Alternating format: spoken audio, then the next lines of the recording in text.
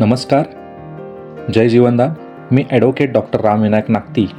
Life beyond जीवनदान या YouTube चॅनलमध्ये आपलं सर्वांचं मनपूर्वक स्वागत करीत आहे. जीवनदान UMCA फाउंडेशन अंतर्गत आज आपण कलेक्शन सेंटर कशा पद्धतीने घ्यायचं, त्याला अप्लाय कसं करायचं, त्याची सोपी पद्धत जी आहे ती मी या व्हिडिओच्या माध्यमातून तुम्हाला सांगणार आहे. तर नक्कीच हा व्हिडिओ तुम्ही शेवटपर्यंत पहा आणि जास्तीत जास्त लोकांपर्यंत हा व्हिडिओ शेअर करा. व्हिडिओला लाईक करा, सबस्क्राईब करा, जेणेकरून जीवनदान संदर्भातील जे नवीन अपडेट्स असतील ते तुम्हाला वारंवार मिळत राहतील. तर चला तर मग व्हिडिओला सुरुवात करूया. तुम्हाला सर्वप्रथम GDGPay ॲप्लिकेशन जे आहे तो ओपन करायचा आहे आणि परत एकदा तुम्हाला जर तो अपडेट नसेल तर तुम्हाला तो अपडेट करून घ्यायचा आहे. अपडेट करण्याची सोपी पद्धती आहे. ती पद्धत म्हणजे की तुमच्या जीवनदान पॅनलवर UMCA लिंक आपण APK फाईल डाउनलोड करतो, तिकडे क्लिक करायचं आहे. तिकडे क्लिक केल्यानंतर तुम्हाला अपडेटसाठी ऑप्शन येतो. तुम्हाला अपडेट करायचं आहे. अपडेट केल्यानंतर हा पॅनल ओपन होतो.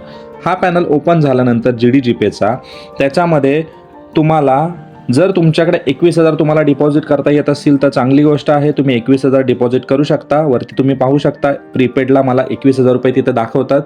जर साधारण तुमच्याकडे आता सध्या 21,000 रुपये नसतील तर तिथे तुम्ही 11,000 रुपये मिनिमम तुम्ही ॲड करू शकता आणि तुम्हाला संस्था जी आहे ती 10,000 रुपये क्रेडिट देते. म्हणजे तुमचा टोटल 21,000 रुपये बॅलन्स होतो.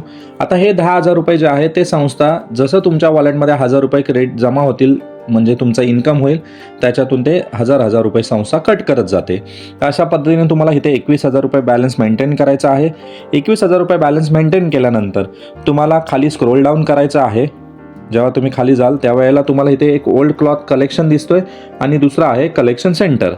आता इथे कलेक्शन सेंटर आपण अप्लाय करतोय तर अप्लाय करण्यासाठी तुम्हाला कलेक्शन सेंटरवर क्लिक करायचं आहे.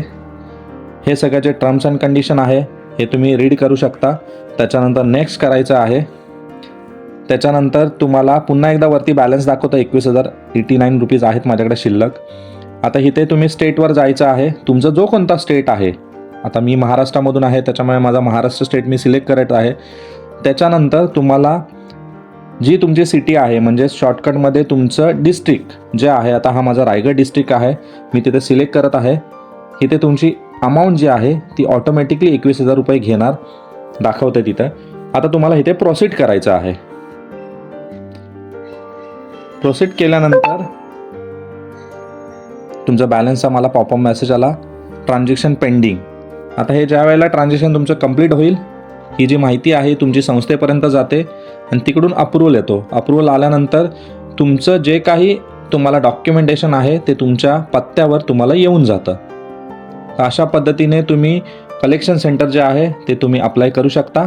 तर नक्कीच तुम्हाला हा व्हिडिओ जर आवडला असेल तर तुम्ही लाईक, शेअर, सबस्क्राईब करा. तुम्ही ते पाहू शकता वरती बॅलन्स जो आहे 21,000 तो इथून कट झालेला आहे. 89 रुपीज शिल्लक राहिलेले आहेत. तर अशा पद्धतीने हा माझा कलेक्शन सेंटर जो आहे तो मी अप्लाय केलेला आहे.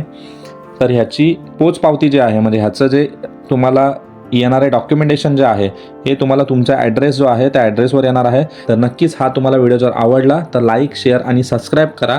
जीवनदानमध्ये जोडले राहण्यासाठी ह्या यूट्यूब चॅनलला तुम्ही सबस्क्राईब करा. धन्यवाद मित्रांनो.